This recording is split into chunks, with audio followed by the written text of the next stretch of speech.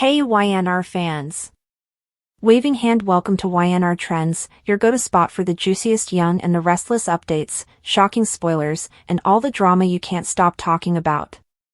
From surprise returns to scandalous twists, we break it all down for you, every day.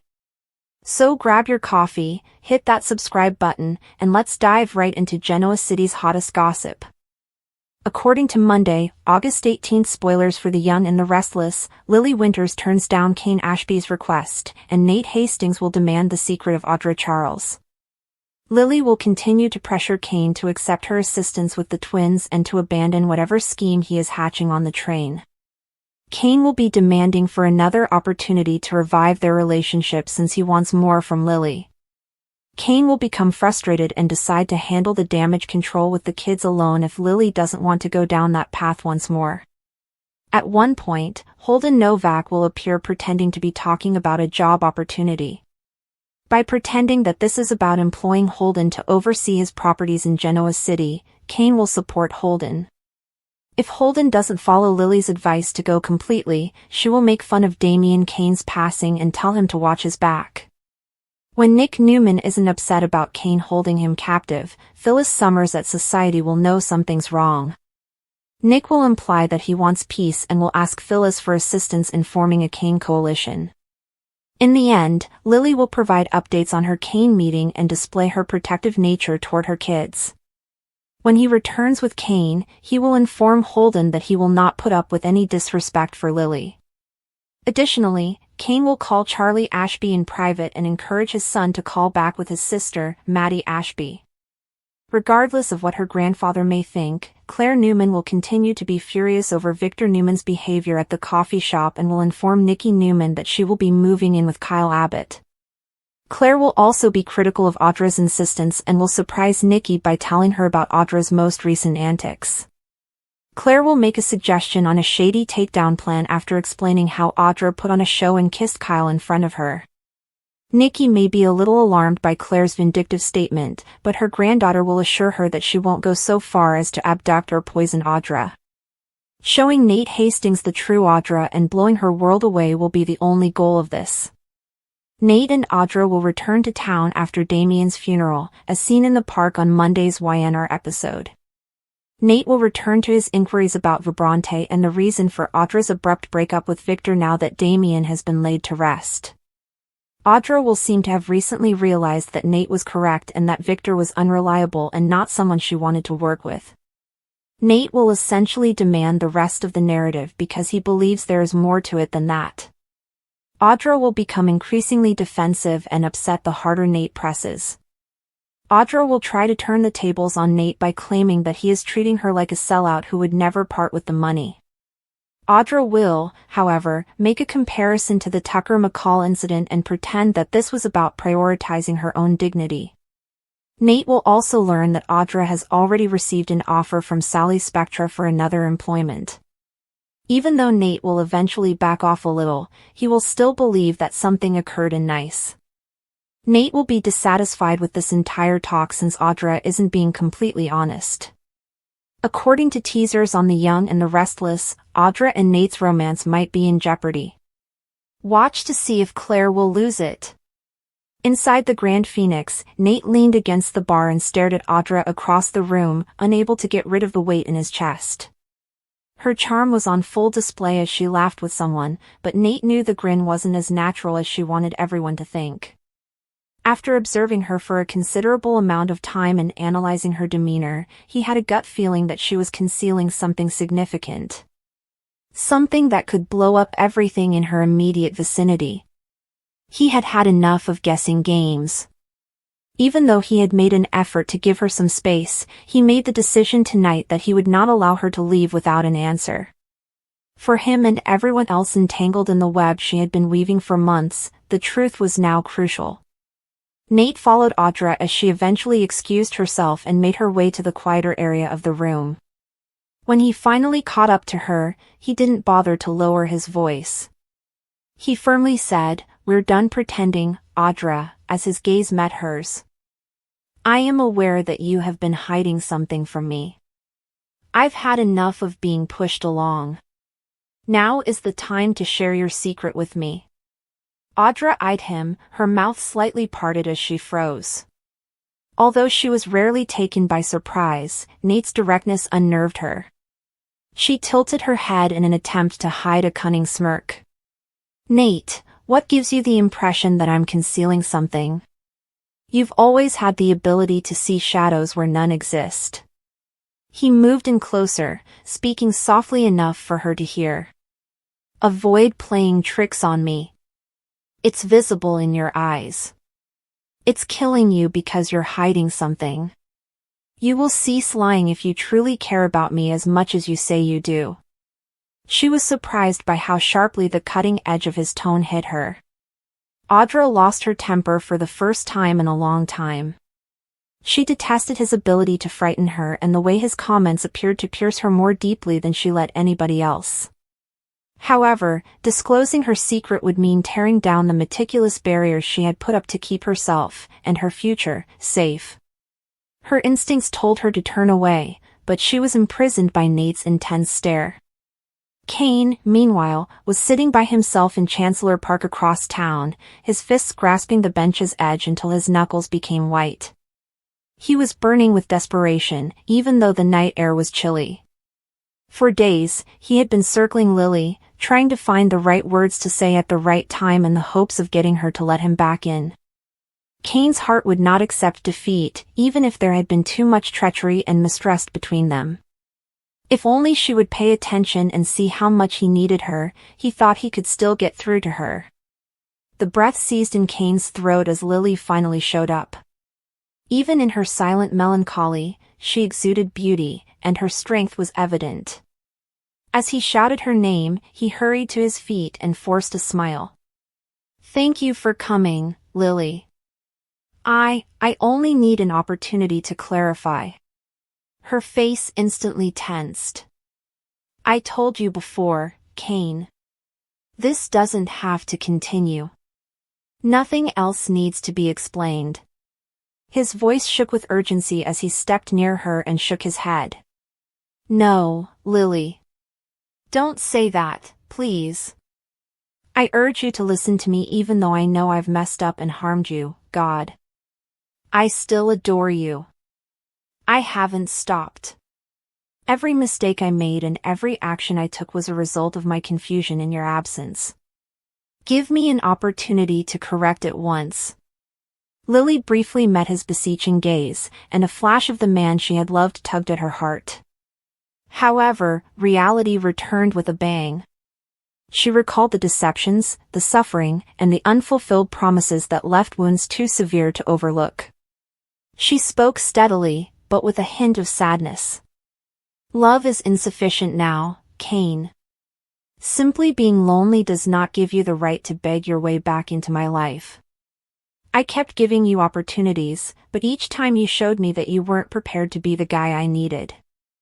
I am unable to return. Not right now. Never. Kane felt his chest constrict like a vice. The finality in her tone broke his heart, even though he had prepared himself for rejection. He dropped back into the bench, his legs wobbly, and stared at her as if everything had just fallen apart. That's it, then? Are you really going to close the door on us forever? Lily's eyes glistened with tears, but she would not let them go. Her strength was evident as she straightened her shoulders. Indeed, Kane. Since I've finally realized that I'm worthy of better. You cannot continue to be saved from yourself by me. Long after she left, her words continued to play in his head, leaving him by himself in the park, broken and hopeless, holding on to the void where their love was. A gripping examination of power dynamics, loyalty, and the emotional anguish that results from the collision of secrets and old grievances is provided by the dramatic encounter between Nate and Audra and Lily's adamant rejection of Kane's plea. These entwined plotlines explore the intricacies of deception, trust, and the extent people will go to in order to safeguard their interests, or those of those they care about. These characters' tension is not only about superficial disputes, rather, it represents fundamental issues with identity, treachery, and the fallout from decisions made in both the personal and professional domains. A recurrent motif in their exchanges is the delicate balance between control and trust, which is highlighted by Nate's desire for Audra's secret. Nate, who is frequently portrayed as a guy who values honesty and integrity, finds himself at odds with Audra, who is a mystery due to her cunning and reserved demeanor. A deeper insecurity either about her intentions or his own capacity to manage their relationship without complete transparency is shown by his fixation on learning her secret. The nature of trust in partnerships when power is unequally distributed is called into question by this dynamic. Is Nate's approach an example of emotional coercion, or does he have the right to demand Audra's secrets? The archetype of the cautious strategist, however, is Audra, who withholds knowledge for her own survival rather than necessarily out of hatred. Her defiance of Nate's requests draws attention to the tension that exists between self-defense and vulnerability, which is reflected in many real-life relationships where one partner builds walls while the other seeks intimacy. The conflict over power between Audra and Nate also speaks to larger issues of control in personal and professional relationships. Nate's demand assumes a more strategic dimension if Audra's secret has a commercial component, such as a covert agenda or a contract that could affect Nate's position. In a relationship where information is cash, he might be trying to establish dominance. On the other hand, Nate's insistence turns into a boundary breach and a disregard for Audra's autonomy if the secret is private, something from her background or a secret emotional truth. This dichotomy blurs the distinction between personal intrusion and professional vigilance, giving their confrontation a wealth of subtext. Regardless of the repercussions, Audra's unwillingness to comply upholds her agency, but it also runs the danger of offending Nate, who might take her secrecy as a sign that she doesn't trust him. The consequences of this conflict could reshape their relationship, causing a breakup or compelling them to reassess their expectations of one another. Lily's denial of Kane's request, meantime, adds another level of emotional tension that is based in remorse, history, and the challenge of reconciliation. Kane's request for pardon, another opportunity, or cooperation is probably the result of desperation, an admission of wrongdoing, and a wish to set things right. Lily's refusal, however, raises the possibility that certain wounds are too severe to be readily healed or that trust is difficult to rebuild once it has been lost. Her position may be seen as a self-defense tactic, an unwillingness to rehash old wounds for the benefit of someone who has previously harmed her. The larger themes of atonement and whether people can ever change, or whether previous deeds should always define relationships, are addressed by this narrative thread. The nature of forgiveness and whether it is a duty or a choice are more issues brought up by Lily's rejection. It is expected that the individual who has been harmed will eventually give in many interpersonal confrontations, particularly if the offending party shows regret. Lily's rejection, however, casts doubt on this idea, stating that she has the right to establish limits and put her own emotional health ahead of Kane's wish for forgiveness. This dynamic emphasizes the terrible truth that love does not always triumph over all. Sometimes, too much harm has been done, and is especially heartbreaking if Kane's plea is connected to a romantic reconciliation.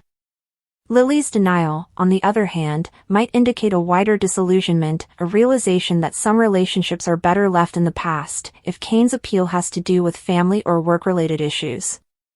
These two plotlines are similar in that they both examine resistance. Audra rejects Nate's calls for openness, and Lily rejects Kane's calls for peacemaking. Though in distinct situations, both women are standing up for their independence in the face of pressure. Lily's resistance is emotional and a safeguard against more harm, but Audra's is more calculated and a protection against possible manipulation. However, the conflict between relational expectations and personal agency is evident in both situations.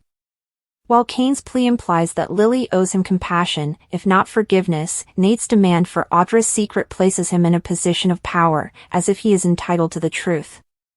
These presumptions are upset by the women's rejections, which makes the males face the boundaries of their power. These disputes also highlight the gendered aspects of emotional work and power. Being a woman in a high-stakes work setting, Audra might be well aware of the dangers of giving too much away because she knows that it could be used against her. Her political and personal privacy is a crucial safeguard in a society where women are frequently subjected to more severe scrutiny for their choices. In a similar vein, Lily's rejection of Cain might be the result of her emotional exhaustion, the belief that she should control his emotions, absolve him of his guilt, or help him find redemption at the price of her own recovery. Thus, by refusing to participate, she is recovering her energy and rejecting the social narrative that portrays women as the custodians of men's feelings. Reflection on the nature of truth and whether complete transparency is always required, or even possible, in relationships is also encouraged by the way these tales interact. Whatever Audra's secret is, it symbolizes the idea that some things are best kept hidden because they are too difficult, hurtful, or dangerous to share.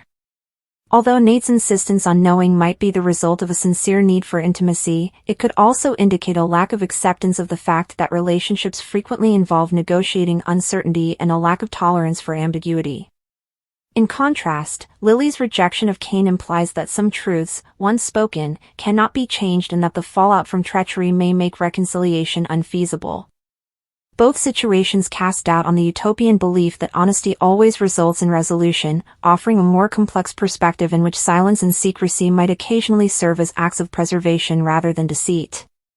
In the end, these interconnected problems are a microcosm of greater human struggles, such as the conflict between self-protection and vulnerability, the difficulty of restoring damaged trust, and the tough decisions that come up when relational expectations and personal integrity collide.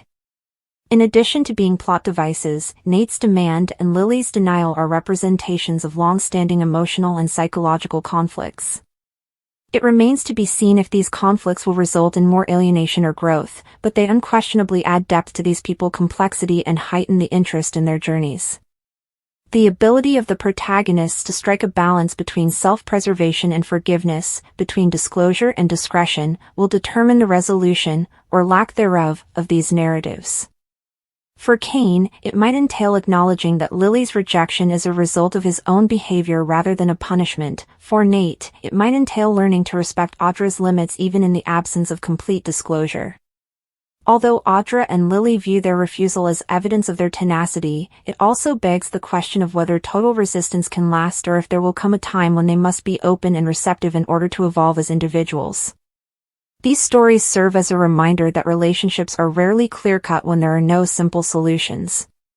They are complicated, full of unspoken realities and unresolved hurt, but they may also change if both sides are prepared to practice self-awareness and empathy. It's unclear if Nate, Audra, Lily, and Cain will be able to get there, but their hardships provide an engrossing examination of the human condition, where requests, secrets, entreaties, and rejections are not merely theatrical techniques but rather reflections of our own complexity.